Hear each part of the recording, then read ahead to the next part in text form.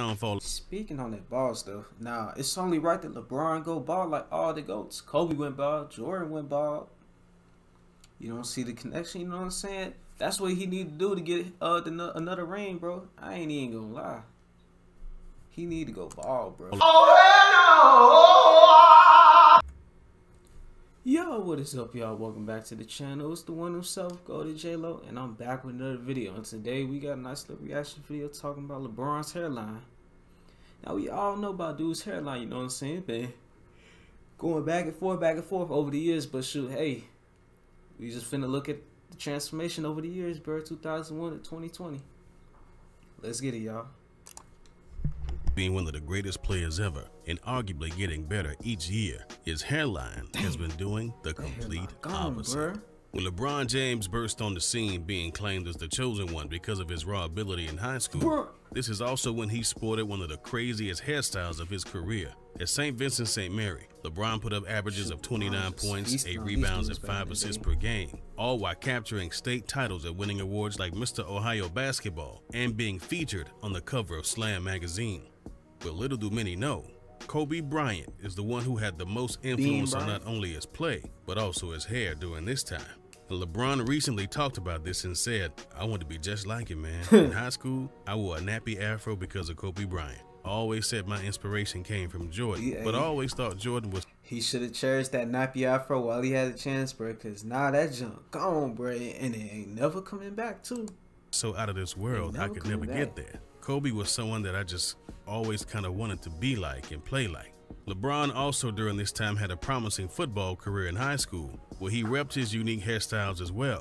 Once his afro began to grow uncontrollably, he began to be uncomfortable in his helmet, so he decided to get cornrows. Shortly before LeBron was drafted with the first pick in the 2003 NBA draft, he decided to get it cut short and look nice and sharp for draft night. By the time LeBron was pictured in his all-white suit, he had a short fade, which was so much better than any of his previous hairstyles. The beginning of LeBron's career was filled with criticism and doubt, but by that time, his hairline was still fully intact and thriving. This was also the beginning of the headband era for LeBron, which still to this day he whips out on occasion.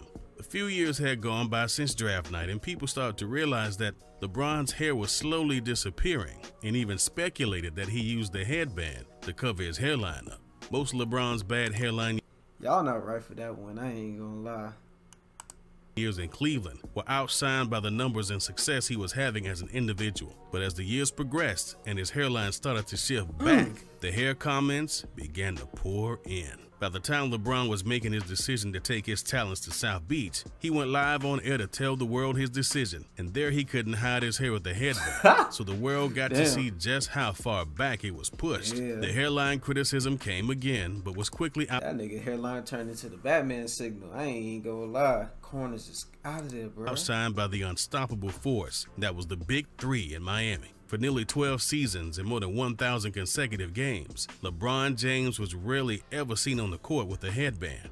During Game 6 of the 2003 NBA Finals, LeBron's headband was knocked off, and he proceeded to take over at a must-win game, finishing with a triple-double. This triggered something in LeBron, and he went without a headband for a while, eventually revealing why he stopped using it, saying, "I did it because I wanted to look like my teammates. Just wanted to be one, nothing more than that." Over the course of his time in Miami, his hair only declined, and many people felt that his hairline was receding due to the stress of constant criticism, no matter what he accomplished. After shocking the world again by heading back to Cleveland in 2014, his hairline began to reach the top of his head, which seemed to suggest that LeBron was going bald soon. But just a month after, everyone assumed it was a downfall. Speaking on that ball stuff, now it's only right that LeBron go ball like all the GOATs. Kobe went ball, Jordan went ball.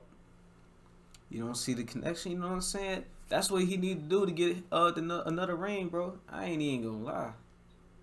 He need to go ball, bro. All of his hair. He was introducing his new LeBron Nike 12s when his hair appeared to magically be back in great condition. All of this brings us to the topic of hair plugs and cosmetic assistance, which LeBron got from a hair specialist to make his hair look normal again. At a certain point, LeBron's hair looked more perfect than it ever was, and everyone began to catch on to the fact that some of his hair was fake.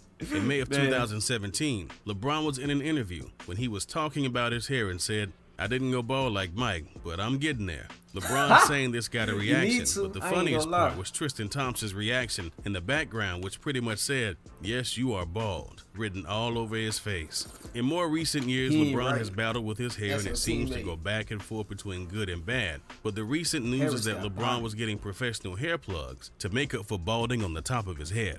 At the beginning of the 2019 season, LeBron apparently had hair plugs and other hair surgeries to repair his lost hair. And in late Bro, look at it. Look at the way LeBron apparently had hair plugs and other hair surgeries to repair his lost hair. And in late October, during a game between the Lakers and Jazz in Staples Center, his hair started to fall out mid-game underneath the new headband he was sporting at the time. Late in the game, while the Lakers were shooting free throws, you could see Anthony Davis yell something to LeBron from the bench and then eventually pointed at his head, trying to get LeBron to notice without making a scene. But everybody saw and everybody knew what this was about immediately. And as LeBron got the hint and tried to fix the hair, the camera zoomed up right on his head, with his hair looking completely messed up. Ever since this happened during the season, LeBron has rarely come out with a headband on again, and has just embraced what he's become here in his later years. LeBron's barber, Nick Castellanos, joined the discussion during an interview with Yahoo Sports and defended his client, saying, "There is no dye, no additives, no preservatives. Everyone thinks he's dyeing his hair using temporary hair colorings like Biogen or black ice. It's all his hair. They still don't believe me. I get Biogen comments all the time. LeBron is very tedious about how his hair is cut. The beard is the #1 thing. He leaves the top up to me. I leave him less bald. He's my guy. He's my hardest haircut. He has good hair. You have to cut it right. He just has a few fat patches around the chin that you have to take your time with. You have to have patience. It usually takes about 50 minutes. Rob Hoffman, who's the president of the Hairline Clinic in Akron, spoke about the work he was going to do with LeBron's hair a few years ago when Hoffman said, "He definitely has more hair, there's no question. The question is how he got it." By 30 years old, 30% of men have lost their hair. By 60% are bald. We go in and we take each hair follicle out one at a time. There's some people who go bald and it doesn't bother them, but if it does, don't be afraid to come in. Your whole world changes, and it's something people shouldn't make fun of. People should think twice before they do that. Longtime friend and teammate Dwayne Wade even chimed in on the hair discussion, but this time clowning him rather than being on his side. Wade poked at LeBron during an Instagram live video, asking LeBron why he doesn't have hair during the workout. During another video, LeBron puts the camera on Wade and says how fair it is that he can grow hair perfectly with a solid hairline. Another one of LeBron's longtime teammates, J.R. Smith, claims that LeBron just can't have everything, and spoke with Devin Friedman from GQ about LeBron's hairline. Smith said, "I tell him you can't have everything. I tell him all the time, you can't have it all.